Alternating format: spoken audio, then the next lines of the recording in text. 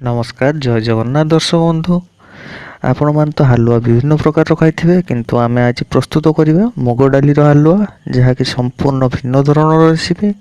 तेबे संपूर्ण रेसिपी जानिया पय वीडियो को शेष पर्यंत देखो।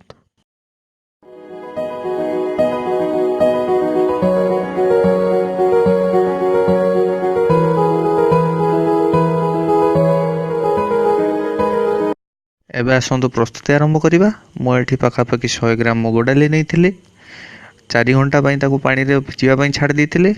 एबे मो पानी रु ताकू छाणी नहीं मिक्सर रे मिक्स करने भी पूरा प्लेन करवानी। आम मुग डाली की हल्का खतड़ा रखा पानी दबा नहीं मुग डाली मिक्स कला बेले हल्का खतड़ा रखी आम मिक्स करनवा। एबे गोटे कढ़ई रे मु गोटे टेबल स्पून घी नेबी। घी मेल्ट होगला पर आमर ड्राई फ्रूट को भाजी नवा से घी रे। ड्राई फ्रूट नहीं मुझे काजू और आलमंड आपड़ चाहिए अलग ड्राई फ्रूट नहीं पारे। एबे आम घी रे ड्राई फ्रूट को सब भाजी नवा भलिकी।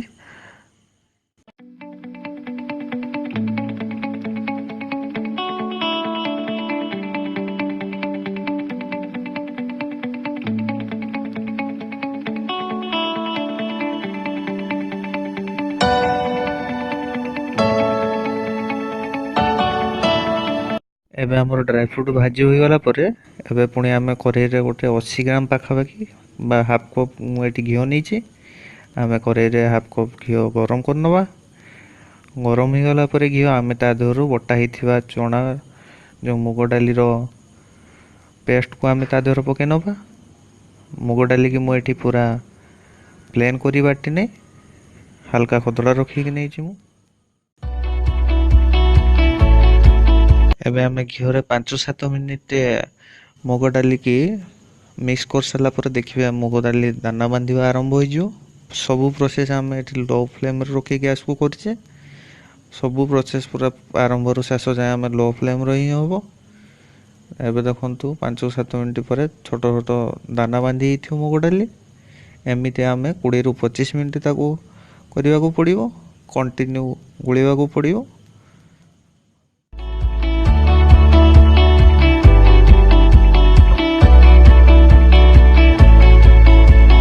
आम रेसिपी जदि आपण मानकु भल लागुछि तेबे लाइक निहाती करंतु शेयर मध्य करंतु समस्त को जणांतु ए रेसिपी और सब्सक्राइब करिया को भूलंतु नाही।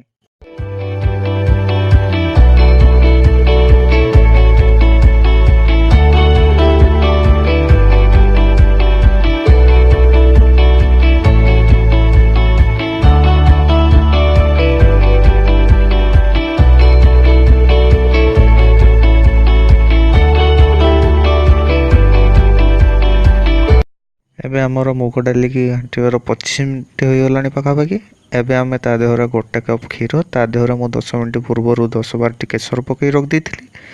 एबे से क्षीर को आम मुग डाली पकई नवा और भल कि कंटिन्यू मिक्स करवा।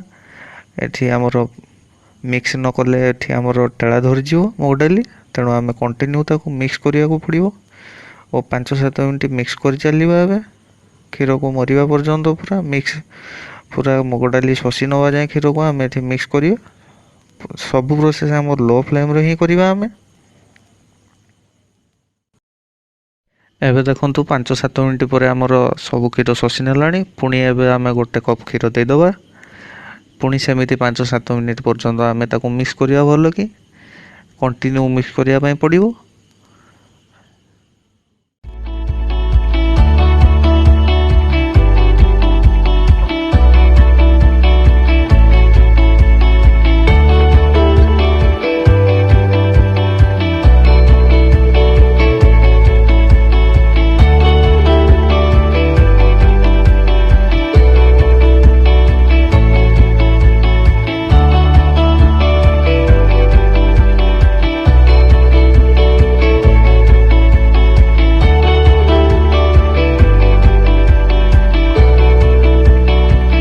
एबे आम 7 मिनिट पर्यंत गोलेवा पर एबे देखि पारथु हमर पूरा ड्राई होई छि सब क्षीर को शोषि नलानी। एबे आम चीनी दे दबा आपण को स्वाद अनुसार आपण चीनी दे परिबे ता देहरे। जदि डायबिटीज पेशेंट होइते सुगर फ्री पाउडर मते दे परिबे।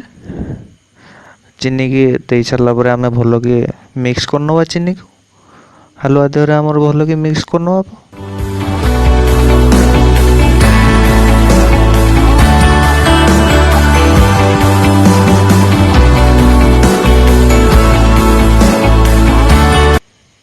ଏବେ ଦେଖୁଥିବେ ଆମର ଚିନି ପୁରା ଭଲ କି ମିକ୍ସ ହୋଇଯାଇଛି ହାଲୁଆ ସାଙ୍ଗରେ। ଏବେ ଆମର ଚିନି ମିକ୍ସ ହୋଇଗଲା ପରେ ଆମେ ତା ଦେହରେ ହାଫ୍ ଟି ସ୍ପୁନ୍ ଇଲାଇଚି ପାଉଡ଼ର ଦେଇକି ଭଲ କି ମିକ୍ସ କରିନେବା। ଇଲାଇଚି ପାଉଡ଼ର ଦେଇ ସାରିଲା ପରେ ଭଲ କି ଆମେ ପୁରା ହାଲୁଆ ସାଙ୍ଗରେ ମିକ୍ସ କରିନେବା।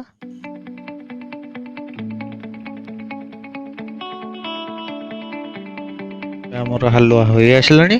ଏବେ ଆମେ ତା ଦେହରେ ଭଜା ହୋଇଥିବା ଡ୍ରାଏ ଫ୍ରୁଟ୍କୁ ମିକ୍ସ କରିନେବା ଓ ଭଲ କି ମିକ୍ସ କରିନେବା। ଡ୍ରାଏ ଫ୍ରୁଟ୍ ହାଲୁଆ ଦେହରେ ଦେବା ପରେ ଟିକେ କ୍ରିସ୍ପିନେସ୍ ଆସେ, କ୍ରଞ୍ଚିଟା ଲାଗେ ଟିକେ ହାଲୁଆ ଖାଇବା ପାଇଁ। ଏ ହାଲୁଆ ଘର ପ୍ରସ୍ତୁତ କରନ୍ତୁ ପର୍ବପର୍ବାଣି ସମୟ ହୋଇଥିବାରୁ। ବହୁତ ସ୍ୱାଦିଷ୍ଟ ହୋଇଥାଏ ଏ ହାଲୁଆ ଖାଇବା ପାଇଁ। ଥରେ ନିହାତି ନିଶ୍ଚିତ ଭାବେ କରି ଦେଖନ୍ତୁ, ସମସ୍ତେ ପସନ୍ଦ କରିବେ ଘରେ ଖାଇବା ପାଇଁ ଆକୁ।